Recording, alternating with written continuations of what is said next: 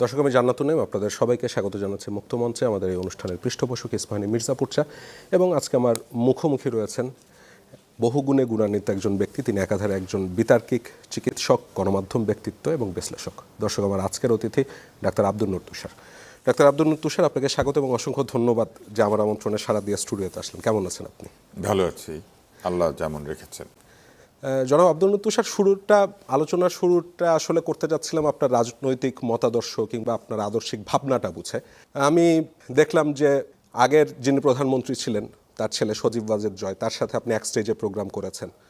আওয়ামী লীগের অনেক মন্ত্রী এমপিদের সাথে আপনার ছবি আছে, তাদের বিভিন্ন অনুষ্ঠানে আপনি গিয়েছেন। আবার আমি কিছুদিন আগে দেখলাম যে বিএনপির সালাউদ্দিন সাহেবের সাথে আপনি ছবি দিচ্ছেন। একটু টকশোতে দেখলাম যে তারেক রহমান কেন দেশে আসছেন না তার পক্ষে আপনি যুক্তি দিচ্ছেন এবং বিএনপির অনেক কর্মী নেতার চেয়ে বেশ ভালোই যুক্তি দিচ্ছেন। তো কেউ কেউ আপনাকে আওয়ামী লীগের দালাল বলে, কেউ কেউ আপনাকে বিএনপির দালাল বলে। আপনি আসলে এটি কোন রাজনৈতিক মতাদর্শ বা আদর্শের অনুসারী? আমাদের দেশে যেভাবে ভোট হয় তাতে আমার এলাকায় যিনি দাঁড়াবেন আমি তাকে ভোট দিই, আমি কিন্তু কোনো দলকে ভোট দিই না। সেই হিসেবে আমি খুঁজি একজন ভালো প্রার্থী। ভালো প্রার্থী পেলে আমি ভোট দিই, ভালো প্রার্থী না পেলে আমি ভোট দিই না। যখন থেকে আমি ভোট দিতে পারছি তখন থেকে বাংলাদেশে সংসদীয় গণতন্ত্র চালু হয়েছে। 86 নির্বাচনের সময় আমার বয়স 18 হয়েছিল, কিন্তু আমি ভোট দিতে পারি নাই। আসলে আমি ভোট দিতে যাই নাই, কারণ ওই ভোটটা আমরা কেউ মেনে নিতে পারি নাই। কিন্তু এরপরে যখন আমি ভোট দিতে শুরু করেছি, গণতন্ত্র উদ্ধারের আন্দোলনে আমি ছিলাম তখন ছাত্রনেতা ঢাকা মেডিকেল কলেজে। আমাদের মূল লক্ষ্য ছিল যে একটা গণতান্ত্রিক বাংলাদেশ তৈরি করব। ফলে আমি কিন্তু সবসময় সংসদীয় পদ্ধতির সরকারই দেখেছি। ফলে আমি একজন ভালো ব্যক্তিকে ভোট দিয়েছি, কখনো দলকে ভোট দিই নাই।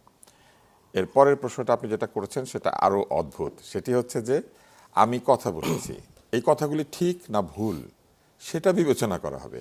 কার পক্ষে গেলে এটা বিবেচনা করার তো দরকার নাই। ধরেন একজন খেলোয়াড় রিয়াল মাদ্রিদে খেলেছে, তারপরে বার্সেলোনায় খেলে, সে ভালো খেলে কি না এটা বিবেচনা আসতে হবে। বার্সেলোনা এবং রিয়াল মাদ্রিদ দুইজনই তাকে হায়ার করেছে, কিন্তু আমরা তখন খেলাটাই দেখি, তাই না? এখন একজন মানুষ কথা বলছেন, তিনি তার ব্যক্তিগত মতামত দিচ্ছেন, কোনো দলের মতামত দিচ্ছেন না। আমি যদি কোনো দলের সদস্য হয়ে এসে উপস্থিত হতাম তাহলে আপনি আমাকে বলতে পারতেন যে আমি আসলে কোন দলকে রিপ্রেজেন্ট করি। আমি বাংলাদেশের মানুষকে রিপ্রেজেন্ট করি, কারণ আমি একজন সাধারণ মানুষ হিসেবে এসে হাজির হই। আমার যে পরিচয়গুলি আপনি দিলেন এগুলি কোনোটা ক্ষমতার পরিচয় না। আপনি এইখানে আমাকে সাবেক মন্ত্রী, সাবেক উপদেষ্টা, সাবেক অমুক দলের সদস্য, সাবেক তমুক এগুলো বলেন নাই। কিন্তু আমার এই পরিচয়গুলি সব এক ধরনের পার্মানেন্ট, আমার জীবনের শেষ দিন পর্যন্ত থাকবে। আমার ডাক্তারি থাকবে। আমি যে তর্ক শিখেছি, এই তর্ক দিনে দিনে আমি আরও ভালো শিখবো বলে আমার ধারণা, যদি আমার মস্তিষ্ক এবং আমার বুদ্ধি আল্লাহ তাআলা এরকম জায়গায় রাখেন। এবং এরপর আপনি বলেছেন বিশ্লেষক, যত বয়স বাড়ে, জ্ঞান বুদ্ধি যদি বাড়ে তাহলে বিশ্লেষণী ক্ষমতাও বাড়বে, তাই না? এবং গণমাধ্যমের সঙ্গে আমার যে সম্পর্ক এটা অনেক ছোটবেলা থেকে। এইখানে কি ক্ষমতার কোনো আশ্রয় প্রশ্রয়ের দরকার হয়েছে? আমার হয় নাই। আমাকে আমার যোগ্যতা প্রমাণ করে এখানে থাকতে হয়েছে এবং এই কাজগুলো আমার যোগ্যতা দিয়ে করতে হয়েছে। এখন আপনি কয়েকটি নাম বলেছেন, আমি কখনো উপস্থাপনা করলে আমি ফ্রি করি নাই। একজন ভালো উপস্থাপকের কাছে মানুষ আসে, যেমন একজন ভালো চিকিৎসকের কাছে যায়, একজন ভালো উকিলের কাছে যায়। আমি একটা নাম বলি, শিশির মনির। ইদানিং তো বহু অপরাধী উদ্ধার পেয়েছেন, ওনার ফার্ম তাকে হেল্প করেছে, উনি হেল্প করেছেন, এরকম আসে না অভিযোগ? তো এটা হলে কি উনি অপরাধী হয়ে যান? এটা তার পেশা। বাংলাদেশের যত ক্রিমিনাল লয়ার আছেন ক্রিমিনালদের পক্ষে দাঁড়ান না, তাতে কি তারা ক্রিমিনাল? এটা তাদের পেশা, কেউ তাকে হায়ার করেছে। একটা জিনিস আমি আপনাকে বলি, আমি সাক্ষাৎকার নিয়েছি, সেজন্য আমাকে যারা আমার কাছে সাক্ষাৎকার দিয়েছেন তারা অথবা টেলিভিশন চ্যানেল পে করেছে, কিন্তু আমার ব্যক্তিগত কথা আমি কারো কাছে কখনো বিক্রি করিনি। আমার মতামত আমার নিজের, এবং এই মতামত কেউ শিখিয়ে দেয়নি আমাকে কখনো। আমি কারো প্রশিক্ষণ নিয়ে এখানে এসে হাজির হই না। আমি সারা জীবন মানুষকে কথা বলা শেখানোর চেষ্টা করেছি, আমি নিজে প্রশিক্ষক। এখন বলেন আমাকে কেন এরকম করে? এর কারণ হচ্ছে আমার যুক্তির উত্তর তারা কখনো দেয় না। তারা আমাকে নানানভাবে ট্যাগ করতে চায়। এখন আপনি কারো কারো নাম বললেন না, সালাউদ্দিন ভাইয়ের সাথে আমার সম্পর্ক ছাত্র জীবনে, এরকম বহু মানুষের সাথে আমার সম্পর্ক ছাত্র জীবনে। আপনি যাদের সঙ্গে আমাদের ছবি দেখবেন বেশিরভাগই আমার সঙ্গে ব্যক্তিগত সম্পর্কের কারণে ছবি উঠেছে। আমি একটা চিত্র প্রদর্শনীতে গিয়েছিলাম, আমার এক ছোট ভাই ছবি তোলেন অতি চমৎকার। সেখানে গিয়ে দেখি যে সেটার উদ্বোধক, সেটা সহ উদ্বোধক তারা মন্ত্রী। কেউ সরকারে থাকলে তো মন্ত্রীই যাবে সেখানে, এবং সেই মন্ত্রীদের একজনকে আমি বিতর্ক শিখিয়েছি যখন সে স্কুলে, আরেকজন কথা বলছেন নফেল। হ্যাঁ, এবং আরেকজন, এবং সে সেটা সেখানে বলেছে, আরেকজন উনি বিতর্ক করতেন ঢাকা মেডিকেল কলেজের, উনি ফাইনাল ইয়ারে চলে গেছেন যখন, আমি তখন ফার্স্ট ইয়ারে, আমি ওই জায়গাটাতে ঢাকা মেডিকেল কলেজে বিতর্ক করতে শুরু করেছি। ডাক্তার দীপু মনি। হ্যাঁ, তো ওইখানে গেলে আমি কি তাদের সঙ্গে রাজনৈতিক পরিচয় জীবনে কোনোদিন মিশেছি? যদি মিশতাম তাইলে ওনাদের পলিটিক্যাল পিএস হওয়ার চেষ্টা করতাম। যে এইবার হয়েছে না উপদেষ্টাদের পিএসরা দুর্নীতি করেছে, ওইখানে আমার ওরকম নাম থাকতো। আমাকে একটু খুঁজে বের করুক কোথাও, আমি কোনো সরকারি পদে ছিলাম কিনা। আমি বিসিএস দিয়ে চাকরি পেয়েছি, সেই চাকরি ছেড়ে দিয়েছি। আমি 2বার বিসিএস এ অংশ নিয়েছি। আমি জীবনে কোনোদিন কোনো ইন্টারভিউতে ফেল করিনি, একটাতে ফেল করেছিলাম, সেখানে মুস্তফা জালাল মহিউদ্দিন আমার নাম কেটে দিয়েছিলেন, কারণ কথা শুনতাম না। এবং আমার ট্রান্সফার পোস্টিং এর 12টা বাজিয়েছিলেন আরেক দলের বিএনপির নেতা, নাম বলবো, এজেডএম জাহিদ হোসেন। যিনি এখন হ্যাঁ, বিএনপি চেয়ারপারসনের। আচ্ছা তুষার ভাই, আপনি যে বলছেন ছাত্র রাজনীতি, উনি আমার শিক্ষক। আচ্ছা, কিন্তু তারা রাজনৈতিক পরিচয় আমাকে বিবেচনা করেছেন, কেউ তাদের নিজের লোক ভাবেন নাই। কিন্তু আমি দুইজনকে বড় ভাই ভেবেছি। দুইজনকে আমি ভেবেছি যে একজন আমার শিক্ষক, আরেকজন আমার মেডিকেল কলেজের বড় ভাই। কারণ আমার কাছে রাজনৈতিক পরিচয় জীবনও গুরুত্বপূর্ণ হয় নাই। আমি এখন নাম বলবো আপনাকে, কয়েকটা নাম বলি। বাংলাদেশ ডিবেট ফেডারেশনের মহাসচিব, যে পোস্টে আমি ছিলাম বহু বছর, এই মহাসচিব ছিলেন ফাহাম। আমার ব্যক্তিগত জীবনের অনুষ্ঠানে যারা উপস্থিত থেকেছে, এদের মধ্যে সকল দলের নেতা নেত্রী উপস্থিত ছিল। আমি আপনাকে বলবো, আমি জানি না, আপনি খোঁজ নিলে দেখবেন যে আমি জামাতে ইসলামের নেতাদের ছেলে মেয়েদেরকেও বিতর্ক শিখিয়েছি। কারণ আমার কাছে যে শিখতে এসেছে শিখেছে। আমি শিক্ষক, আমি যেমন চিকিৎসক, আমার ওত আছে যে রোগী আসলে আমি কিন্তু রাজনৈতিক বিবেচনা করতে পারি না। আমি যখন বিতর্ক বক্তৃতা নিয়ে মানুষের কাছে গিয়েছি, আমি কখনো বিবেচনা করি নাই কার বাবা কি, কার চাচা কি, কে কি। তাহলে আমি যদি কোথাও আমাকে কোনো কাজে প্রফেশনালি ডাকা হয়, আমি প্রফেশনালি কাজ করেছি। পরিষ্কার। আপনি যে বলছেন যে ছাত্র রাজনীতি করেছিলেন, কোন দলের ছাত্র রাজনীতি? সবাই জানে আমি ছাত্রলীগ করতাম, কারণ তখন এই অবস্থা ছিল না। তখন এই যে এইরকম ভাবে অবস্থা ছিল না। কিন্তু আমি ছাত্রলীগের সাথে সম্পর্ক ত্যাগ করেছি 92 সালে। আচ্ছা, আপনি ফেসবুকে অনেক বিষয় অনেক কিছু লিখে থাকেন। 92 সালে সম্পর্ক ত্যাগের পেছনে একই কারণ ছিল। আমরা গণতন্ত্র আনার জন্য রাজনীতি করেছিলাম, দলবাজি করার জন্য তো করি নাই। যখন আমি দেখলাম যে দলবাজি হয়, মিথ্যা কথা বলতে বলে, বন্ধুর সাথে বন্ধুকে শত্রুতা করতে হয়, আমি ছেড়ে দিয়েছি। কারণ আমি খারাপ মানুষ হয়ে বাঁচতে চাই নাই। আপনি ফেসবুকে অনেক বিষয় অনেক কিছু লেখেন, সেগুলোকে কি আমি আপনার ব্যক্তিগত মতামত বলে ধরে নিতে পারি কিনা? অধিকাংশ আমার ব্যক্তিগত মতামত। কিছু আছে অনুভূতি, কিছু আছে আমি হয়তো মানুষকে জানাতে চাই। যেমন ধরেন কিছু কিছু দুর্নীতি বিষয় আমি খুবই সোচ্চার ছিলাম। ইভালি নিয়ে কে কথা বলেছে? আমি ছাড়া। আচ্ছা, ডেস্টিনি নিয়ে কে কথা বলেছে? আমি তাহলে সেখান থেকে যদি কিছু অংশ কোট করি, তাকে করতে পারেন। আপনি অনেক গবেষণা করেছেন, আমি দেখতে পাচ্ছি। গেল 16 নভেম্বর আপনার একটা ফেসবুক স্ট্যাটাস আমি খুব সংক্ষেপে সেখান থেকে কোট করছিলাম। আপনি লিখেছেন দ্য ফৈন্নির ফুট, মানে ইংরেজিতে লেখে, তারপর লিখেছেন গুলো মনে করে যে একজন লোকের সাথে ব্যক্তিগত সম্পর্ক থাকলে তাদের রাজনৈতিক মতাদর্শ এক হতে হবে। তারা ভাবে পৃথিবীর সকল লোকজন তাদের মতো ডাস্টবিন ঘাটে আর ঘৃণা ছড়ায়। এরা মনে করে এদের মতো সকলে ক্ষমতার পায়ে ধরে ভিক্ষা করে, পাশে দাঁড়িয়ে সমান মর্যাদা, আর পায়ে ধরে তেল মাখা এক না। এই ফৈন্নির ফুট কারা? তারা যারা এরকম করে, মানুষের ভালো বিবেচনায় না নিয়ে সবসময় খারাপকে বিবেচনায় নেয়, যারা গঠনমূলক সমালোচনা করে না বরং ট্যাগিং করে, যারা এই ধরনের স্ট্যাটাস ধরেন দেখলে পরে ওই প্রথম লাইনটাতে নিজেকে মনে করে। এক দুজনের নাম বলবেন নাকি? না, বলবো না। এইগুলো যারা করে তারা তো করেই, ওরা জানে।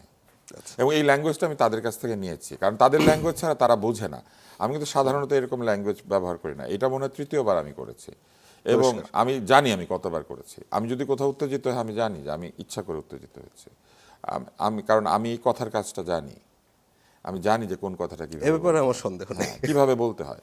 অতএব আমি এই বাক্যটা ব্যবহার করেছি, কারণ তারা এই বাক্যগুলো আরো ভয়ঙ্করভাবে ব্যবহার করে। আমি শুধু সামান্য একটু বলেছি। আপনি দেখবেন এই সামান্য কথাটা তাদের অনেক গায়ে লাগে। কেন লাগে জানেন? কারণ আমি সবসময় এটা বলি না, আর তারা রোজ এগুলো বলে বলে এটাকে হালকা করে ফেলেছে। আপনার ফেসবুকের বায়োতে লেখা আছে আমি শুধু আমারই মতো। হ্যাঁ, আমার কোনো কাজ বা কথা যদি না বুঝেন তবে ধৈর্য ধরেন, যেদিন বোঝার ক্ষমতা হবে বুঝবেন। 5 ডিসেম্বর আপনি দেখলাম লিখলেন যে গর্ধবের সাথে তর্ক করি না, এতে গর্ধব বংশীয়দের বিরাট আনন্দ। ওরে গর্দুজ, তোরা তো আমার সমান ভাষা শিখতেই জীবন পার করে দিবি। হ্যাঁ, সত্যি কথা। তা আপনাকে বোঝার ক্ষমতা বা আপনার ভাষা বোঝার ক্ষমতা মানুষ বা মনে করছেন কবে অর্জন করতে পারবেন? ইন্টারভিউ নিচ্ছেন, যাদের নাই তারা বসে বসে গবেষণা করে। তারপরে অর্থ খুঁজে পায় না, তারপর বেহুদা তর্ক করে। কেউ যদি আমার সাথে তর্ক করবেই, সুন্দর ভাষায় আমার সাথে বসে তর্ক করুক, আমি পরাস্ত হই। পরাজয়ের বিরাট আনন্দ, জানেন। আমি যখন দেখি যে আমার কোনো ছোট ভাই ছোট বোন আমার চেয়ে ভালো বিতর্ক করছে, আমার চেয়ে সুন্দর কথা বলছে, আমাকে দেখতে ভালো, বড় গাড়ি কিনেছে, আমার খুবই আনন্দ হয়। কারণ আমি যেখানে ছিলাম সেখানে তো পৃথিবী দাঁড়িয়ে থাকবে না, আমি যেখানে শেষ করব সেখান থেকে পৃথিবী সামনের দিকে যাবে। জীবন, সভ্যতা, ইতিহাস হচ্ছে রিলে রেসের মতো। যে চাকা আবিষ্কার করেছে সে জানতো না যে এই চাকা আকাশে উঠবে।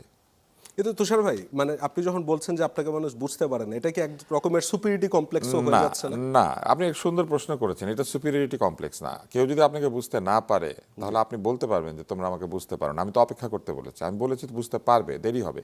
কেন বুঝতে পারে না জানেন? আমি যে কথাগুলি বলি, হয়তো আমি এই বইটা আজকে পড়েছি, আপনি বইটা পড়েন নাই, আপনি 3 দিন পরে পড়বেন, 5 দিন পরে, তখন বুঝবেন।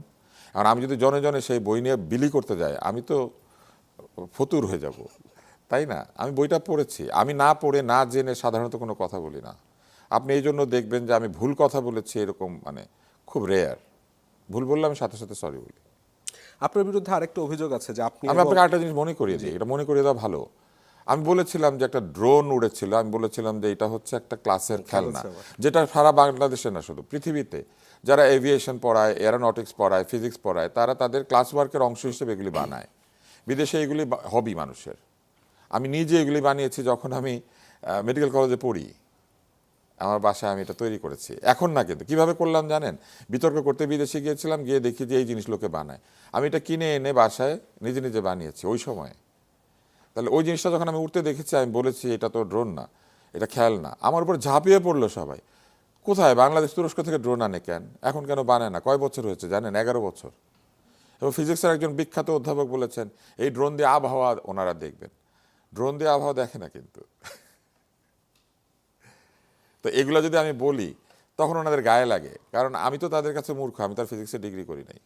কিন্তু আমার কথাটা ঠিক না ভুল দেখেন, আজকে 12 বছর হয়েছে উনি টিভিতে সাক্ষাৎকার দিতে এসে আপনাদের মতো এরকম একটা টিভিতে সাক্ষাৎকার দিয়েছিলেন, এবং আপনাদের টিভিতেও বলেছিলেন। কি বলেছিলেন জানেন? এই ড্রোন সিলেট থেকে উড়ে চিটাগাং যাবে, কুমিল্লা পর্যন্ত গেছে, ব্রাহ্মণবাড়িয়া গেছে। কারণ এই ড্রোনগুলো আধা ঘন্টা থেকে 40 মিনিটের বেশি ফ্লাই করতে পারে না। ডিজিআই যে ড্রোন বানায় সেইটা 15 মিনিট পর পর ব্যাটারি চেঞ্জ করতে হয়। লিথিয়াম ব্যাটারির উন্নতি হবে, তারপরে এটা বেশিক্ষণ ধরে চলবে। ড্রোনের পিছে পিছে আপনি যাবেন কিভাবে? এত দূর রিমোট, সেই কন্ট্রোলার আছে আপনার কাছে? আচ্ছা তুষার ভাই, এখন আমরা যখন ড্রোনে আমি না থাকি, না আমরা এই একটু ড্রোনে কেন রাজনীতি জানেন? লোকে কিন্তু আমাকে যা গালি দেওয়ার দিয়ে দিয়েছে। নরডেম কলেজের এক ছেলে আমাকে একটা প্রাণীর উপরে বসালো, তার মাথার মধ্যে 4টা ড্রোন বসালো, তারপর তাকে উড়াচ্ছে। আমি ওর আইপি ট্রেস করে ওর বাসা পর্যন্ত গিয়ে পৌঁছেছিলাম। অতএব এইভাবে আমাকে চিন্তা না করাই ভালো, ঠিক আছে? এবং আরেকজন আছে এখন বিভিন্ন টিম বানিয়ে আওয়ামী লীগের পক্ষে অনেক কিছু করে। পুরো আওয়ামী লীগ আমার উপর ঝাঁপিয়ে পড়ছিল, কারণ তাদের শিক্ষাগুরুকে আমি সমালোচনা করেছি। তাদের শিক্ষাগুরুকে আপনি জানেন তাকে ফাহাম নাম দিয়েছিল দ্রোণাচার্য। আসেন। তুষার ভাই, ধরেন আমি তো অনেক কিছু জানবো, কিন্তু উপস্থাপক হিসেবে তো আমি আর নাম নিতে পারি না, ওই জন্য আপনাকে জিজ্ঞাসা করতে না হবে। আমি বললাম না, লোকে বুঝে। ফাহাম নাম দিয়েছিল এটা, দ্রোণাচার্য, আমার মনে আছে। আমরা একটু বাংলাদেশের রাজনীতিটা একটু বুঝে নেই। গেল 9 মে আমি দেখলাম আপনি লিখেছেন যে রাজনীতি হচ্ছে দাবা খেলার মতো। হ্যাঁ, কখন মন্ত্রী বিসর্জন আর কখন সৈন্যমন্ত্রী হবে এটা যে খেলে তার সিদ্ধান্ত। তো বাংলাদেশের এখন যে রাজনীতি, আমার সেই রাজনীতির পুরাটা ফেসবুক। আমার তো মোটামুটি দেখাই হয় বাংলাদেশে। আপনি সব ফেসবুক থেকে জিজ্ঞেস করছেন, আমার জীবনে ফেসবুকের বাইরেও জীবন আছে। অবশ্যই আমি সেখানে চলে আসবো। আচ্ছা, তো বাংলাদেশের রাজনীতির যে দাবা খেলা, সেই জন্য আমি শুরুতে জিজ্ঞাসা করে নিয়েছিলাম যে ফেসবুককে আপনার মতাদর্শ নাকি। যখন বললেন যে হ্যাঁ, না মতাদর্শ না, আমার মতামত। আদর্শ তখন আমি আমি আচ্ছা, তাহলে সেই আদর্শ আমি মতামত ওইখানে থেকে যাইতে বলি না। পারি। আদর্শ আপনি জিজ্ঞেস করলে আমি বলতে পারি। তো বাংলাদেশের রাজনীতিতে এখন কার সৈন্য কোথায় অবস্থান করছে বা কার মন্ত্রী সামনে এগিয়ে গেল, কি মনে হয় আপনার? এইটা একটা হাইপোথেটিক্যাল প্রশ্ন আপনি আমাকে করেছেন, এটা অ্যাবস্ট্রাক্ট একটা প্রশ্ন। আপনি যদি এইভাবে জিজ্ঞেস করেন, আমি বলবো যে আমি বিশ্লেষক হিসেবে আসলে রাজনীতিবিদদেরকে বলার চেষ্টা করেছি যে রাজনীতিতে জয় পরাজয় কোনো বিরাট বিষয় নয়, খেলাটা সুন্দর হওয়া বিরাট বিষয়। আপনার মনে আছে কি না, ববি ফিশার দারুণ চ্যাম্পিয়ন ছিলেন, খেলা ছেড়ে দিয়েছেন চ্যাম্পিয়ন হওয়ার পরে, কিন্তু ববি ফিশারের আন্দোলনের কারণে দাবা খেলায় পয়সা এলো, এবং কার্পভ, ক্যাসপারভ, বিশ্বনাথন আনন্দ এরা বড়লোক হতে শুরু করলো। আপনি দেখবেন কিছুদিন আগে দাবা খেলার খেলোয়াড় জিন্স পরে খেলবে কেন, এইটা নিয়ে অনেক তর্ক বিতর্ক হয়েছে। একজন ভালো খেলোয়াড় যেভাবে দাবা খেলে, দাবার বোর্ডের মধ্যেই শত্রুতাটা থাকে, ব্যক্তিগত জীবনে তারা শত্রু হয় না। দাবার থেকে এইটা শিক্ষা নেওয়ার বড় ব্যাপার আছে। আপনি রাজনৈতিক দলগুলো সেই শিক্ষা নিয়েছে? না, নেয় নাই। আপনি দেখেন দাবাত ও শতরঞ্জ নামে এই উপমহাদেশে বহু আগে থেকে খেলা হয় এবং ইরানেও এটা খেলা হতো। পার্সিয়ান এম্পায়ার এই খেলা প্রচলিত ছিল। মুঘলরা এই খেলা খেলতেন। কেন খেলতেন জানেন? এই খেলার মধ্যে দিয়ে ধৈর্য আসে, এই খেলার মধ্যে দিয়ে চিন্তা করার ক্ষমতা আসে। এই খেলায় যে খেলে সে আরেকজনের চাল প্রেডিক্ট করে, 10টা 20টা 30টা চাল প্রেডিক্ট করে, ওইভাবে চাল দেয়। দাবা খেলায় প্রতিপক্ষকে সে ডেকে নিয়ে আসছে, নিজের ঘোড়া, নিজের হাতি, নিজের মন্ত্রী বিসর্জন দেয়, তারপর সৈন্যকে শেষ ঘর পর্যন্ত নিয়ে গিয়ে আবার মনের খুশি মতো যেটা সে বানাতে চায় সেটা বানাতে পারে, মন্ত্রী বানাতে পারে। আমরা যে ঘোড়া হাতি এটা বলি, এটা হচ্ছে আমাদের উপমহাদেশীয় দাবা। এইটাই যখন ইউরোপে গিয়েছে, এটা হয়ে গিয়েছে নৌকা হচ্ছে রুক, তাই না? হাতি হচ্ছে বিশপ আর ঘোড়া হচ্ছে নাইট। এই দাবার মধ্যে কালচার ঢোকে এবং এই দাবা যারা খেলেন তারা মেধাবী হয়ে থাকেন অনেক। তাহলে পলিটিক্স কিসের জায়গা? মেধার জায়গা, যুক্তির জায়গা, প্রেডিকশনের জায়গা, অ্যানালিসিসের জায়গা এবং হেরে গেলে সেই পরাজয় মেনে নেওয়ার জায়গা। এখন আপনি যখন মন্ত্রী হেরে যায়, মনে করেন আপনার দলের সবচেয়ে হেভিওয়েট নেতা হেরে গিয়েছেন, তাতে আপনার রাজনীতি শেষ?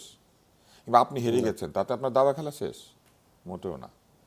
খেলাটাকে ওই 64 ঘরের মধ্যে রেখে জীবনটাকে বুঝতে হয়। আনফর্চুনেটলি, দুর্ভাগ্য আমাদের যে আমাদের রাজনীতিবিদরা এইভাবে চিন্তা করতে পারেন না। সেই জন্য আমি এটা বলেছি। এখন যেখানে আপনার মন্ত্রী থাকুক আর যেখানে সৈন্য, আপনি চাইলে পরে যদি ভালো খেলোয়াড় হন, আপনি ওই দাবা খেলায় প্রভাব বিস্তার করতে পারবেন। অনেকে আছে ড্র করার জন্য খেলে, শুধু যে একটা ড্র দরকার, আমি ড্র করব, এবং সে যে তার প্রতিরক্ষা গড়ে তোলে, এইটাও কিন্তু একটা খেলা। বহু গ্র্যান্ড মাস্টারদের বিজয়ের চাইতে তার যে প্রতিরক্ষা, এইটা অনেক পপুলার। দাবা আপনি দেখবেন আমরা ক্যাসলিং করি। আমরা কেন ক্যাসলিং করি? এটা একটা ইংরেজি শব্দ, মানে দুর্গ গড়লাম আমি, সৈন্যের পিছনে রেখে দিলাম, মানে আমাকে রাজা পর্যন্ত আসতে গেলে সামনে একটা প্রতিরক্ষা আমি ফিক্স করলাম এবং নৌকার গার্ডের মধ্যে আমি রাজাকে রেখে দিলাম, অথবা একটা ঘোড়ার গার্ডের মধ্যে রেখে দিলাম। রাজনীতি তো এইভাবে করতে হবে। আনফর্চুনেটলি আমরা সেইভাবে তো রাজনীতি করছি না, এই জন্য স্ট্যাটাসটা পেয়েছি। এখন মনে করেন এই যে আমি আপনাকে ব্যাখ্যা করলাম, স্ট্যাটাস পড়ার পরে কি বাংলাদেশের সব লোক এটা বুঝবে না? দাবাই তো খেলে না, দাবা খেলে না কিন্তু। হ্যাঁ, আপনি স্কুলে গিয়ে খুঁজবেন দাবার বোর্ড কোথায়, পাবেন না। আমাদের সময় অবশ্য খেলা হতো অনেক। আপনাদের সময়, আমাদের সময়, সেটা তো বহুত আগের সময়। এখন জেন জিরা কি খেলে? পাবজি খেলে, এখন অনলাইনে খেলে, শুটিং গেম খেলে। কিন্তু দাবা খেললে কি হতো বলেন তো? আচ্ছা তুষার ভাই, এই যে বেগম খালেদা জিয়া শারীরিক অসুস্থতা নিয়েও তো দেশের মধ্যে একটা রাজনীতি হলো। বিএনপির একটা অবস্থান থাকলো, তারেক জিয়া আসবে কি আসবে না তা নিয়ে ঘোলাটা অবস্থা তৈরি হলো। বেগম জিয়াকে বিদেশ নেওয়া হবে কি হবে না তা নিয়েও বিএনপি বেশ কয়েকবার অবস্থান পরিবর্তন করলো। বিএনপির ওই রাজনৈতিক খেলাগুলোকে আপনি কিভাবে দেখেছেন? আমি আপনাকে বলি, ইউরোপে যখন একটা দলের প্রধানমন্ত্রী রিজাইন করে, দলের লোকরা কি পাগল হয়ে যায়, অস্থির হয়ে যায়, নতুন প্রধানমন্ত্রী ঠিক করে। ব্রিটেনে এই গত কয়েক বছরের মধ্যে কতজন প্রধানমন্ত্রী বদলায়? অনেকবার, তাই না? হঠাৎ ভারতীয়রা উত্তেজিত হয়ে উঠলো, ঋষি সুনাক ভারতীয়। এগুলো হচ্ছে অক্ষমের আনন্দ। কিন্তু ক্ষমতাবানদের দলে কি হয় জানেন?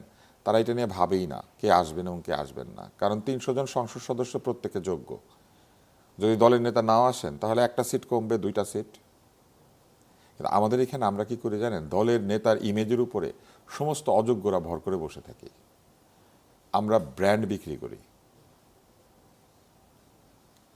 প্রবলেমটা কি হয় জানেন? ব্র্যান্ডের দাম কোথায় থাকে? ব্র্যান্ডের দাম থাকে হচ্ছে আপনি যদি একটা শপিং মলের মধ্যে ওই ব্র্যান্ডের শপ থেকে কেনেন। আমাদের ফুটপাতে লিভাইস বিক্রি হয় না হয়তো? এখন কার কোমরে লিভাইস এবং কোথা থেকে কিনেছে, এটা দিয়ে ব্র্যান্ডের দাম ঠিক হয়। ফলে আমাদের অযোগ্য লোকজন কি করে জানেন? ব্র্যান্ডটা লাগায় ঠিকই, মানে নিজের গায়ে, কিন্তু তারপরে তো যোগ্যতায় মেধায় সমান হতে পারে না। ফলে ওইটার উপর ভরসা করেই নিজের যা কিছু করতে থাকে। আমাদের দলগুলি নেতা নেত্রীর ইমেজ বিক্রি করে, যে জন্য প্রত্যেকের পোস্টারের মধ্যে পিছনে জীবিত মৃত সবার ছবি থাকে। আপনি পাবেন বিদেশের অন্য কোথাও গেলে। এত গণতন্ত্র, এত সংস্কার করেছে এই যে সংস্কার কমিশন, নির্বাচন কমিশন, এর মার্কা ও ব্যবহার করতে পারবে না, ও ওর সাথে আসতে পারবে না, নিবন্ধনে এরকম হবে না হবে। শুধু যদি বলতো যে পেছনে নিজের ছবি ছাড়া অন্য কোনো ছবি ব্যবহার করা যাবে না, অর্ধেক প্রার্থী দাঁড়াতো না। এই যে আমি কথাটা বললাম, এটা সবার মনে হবে এত বড় অপমান, কিন্তু আমি আপনাদেরকে অপমান করি নাই। আমি শুধু এতটুকু বলতে চেয়েছি যে দলকে যদি শক্তিশালী করতে চান তাহলে মেধাভিত্তিক সমাজ তৈরি করতে হবে। মেরিটোক্রেসি ছাড়া এই আজকের যুগে 4th, 5th, 6th industrial revolution আসবে। মুরস লর মতো, গর্ডন মুরের যে ল, যে চিপের ক্ষমতা প্রতি 2 বছর পর পর ডাবল হবে উনি বলেছিলেন, আমরা দেখেছি 6 মাসেও ডাবল হয়। তো এই যে অবস্থাটা হয়েছে, সেই সমাজে আমরা প্রবেশ করেছি, ফলে পৃথিবীর সমস্ত সমাজ অতি দ্রুত এগিয়ে যাবে মুরস লয়ের মতো, আর আমরা পড়ে থাকবো এই জায়গাতে। যদি মেধাভিত্তিক সমাজ তৈরি না করেন, কোনো রেভলিউশন তো দূরের কথা, মানে রিভার্স ইভলিউশন হবে, বিবর্তনের পেছনের দিকে আমরা হাঁটতে শুরু করব, যেটা আমরা অলরেডি দেখতে পাচ্ছি আমাদের পরিষ্কার। আমরা গতকাল একটা অত্যন্ত দুর্ভাগ্যজনক ঘটনা দেখলাম, মানে তফসিল হওয়ার পরে মানুষের মধ্যে অনেক আশঙ্কা ছিল, সেগুলো মনে হচ্ছিল যে কেটে যাচ্ছে, কারণ ভোটের একটা তারিখ পাওয়া গেল। এই সময় আমরা দেখলাম যে ইনকিলাব মঞ্চের মুখপাত্র এবং ঢাকা 8 আসন থেকে যিনি সম্ভাব্য সংসদ সদস্য পদপ্রার্থী শরীফ ওসমান হাদি, তাকে হত্যা করবার জন্য গুলি করা হয়েছে একদম পয়েন্ট ব্ল্যাঙ্ক রেঞ্জে। এরপর পুলিশ দাবি করছে এখনো পর্যন্ত যে দুজনকে শনাক্ত করা হয়েছে। স্বরাষ্ট্র উপদেষ্টা তিনি বলছেন হামলাকারীকে ধরিয়ে দিতে পারলে 50 লাখ টাকা পুরস্কার দেওয়া হবে। আপনার কি মনে হয় পুরস্কারের লোভে পড়ে হামলাকারীকে কেউ যে ধরবে বা এই হামলাকারী ধরা পড়বে নাকি? এবং স্বরাষ্ট্র উপদেষ্টার গেল এই যে 1.5 বছরের মতন কার্যক্রম, তাকে আপনি 10-এ কত দেবেন? আমার নম্বরে কিছু আসা যায় না। তাকে তো 10-এ 10 দিয়েছেন যিনি, তিনি বাংলাদেশের অন্যতম জ্ঞানী এবং বুদ্ধিমান মেধাবী ব্যক্তি। আমাদের প্রধান উপদেষ্টা তাকে 10-এ 10 দিয়েছেন। আমি মনে করি যে আমাদের সবার উচিত তাকে জিজ্ঞেস করা, পরীক্ষার খাতা উনি দেখে যাকে 10-এ 10 দিলেন, তাকে কেন আপনাকে, মানে তাকে নিয়ে কেন আপনাকে প্রশ্ন করতে হয় আমার মতো একজন অর্বাচীনকে? নাগরিক হিসেবে আমি যেহেতু আপনিও তো এই আইন শৃঙ্খলা, নাগরিক হিসেবে আমি নিজেকে নিরাপদ বোধ করি না। যিনি প্রশ্ন করলে পরে পেঁয়াজের দামে চলে যান, আমি তার হাতে নিজেকে নিরাপদ মনে করি না। যে নিরাপদ মনে করি না তার প্রমাণ হচ্ছে হাদির উপরে এই আক্রমণ। আমি কোনোভাবে বুঝতে পারি না যে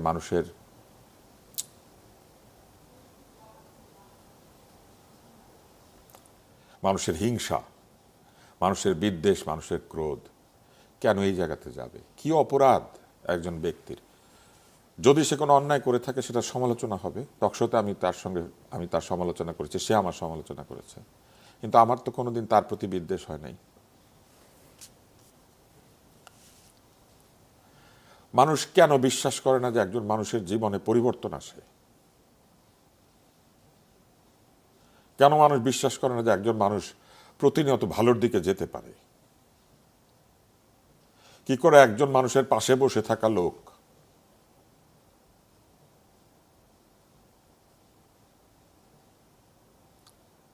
এবং এই সমাজকে আমি প্রশ্ন করেছিলাম যেটা কোন বাংলাদেশ? এই বাংলাদেশের জন্য এত মানুষ প্রাণ দিয়েছে, এত বারবার। পলাশির যুদ্ধ, তার আগে ইসাখা, তার আগে কে না এই অঞ্চলের স্বাধীনতার জন্য একটুখানি স্বাধীনভাবে নিজের জীবনকে নিয়ন্ত্রণ করার জন্য এত মানুষ প্রাণ দেওয়ার পরে আমরা নিজেরা নিজেদের পরে এত হিংসা আমাদের। এবং এই কোন বাংলাদেশ এইটা বলার জন্য আবার আমাকে ট্যাগড হইতে হয়। এটা কোন বাংলাদেশ?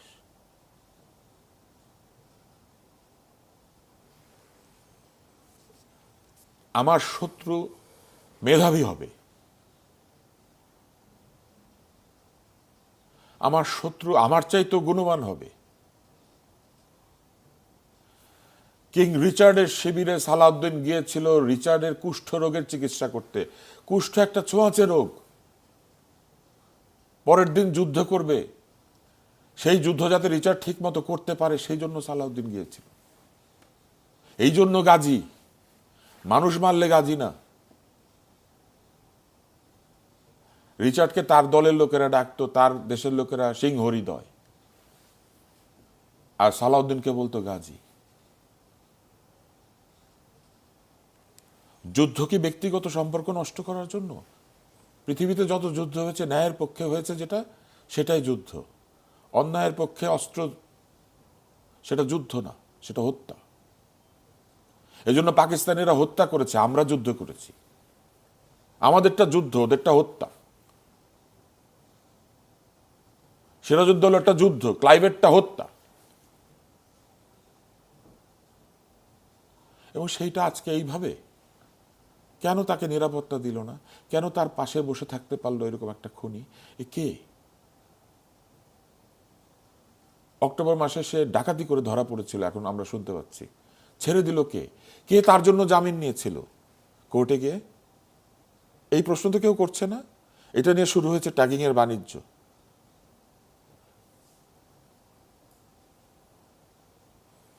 এবং আমি তার সঙ্গে 3টা টকশোতে গিয়েছি, আমরা তর্ক করেছি, কিন্তু প্রত্যেকটা তর্কের পরে সে এবং আমরা একজন আরেকজনকে জড়িয়ে ধরেছি, এটা সাক্ষী আছে।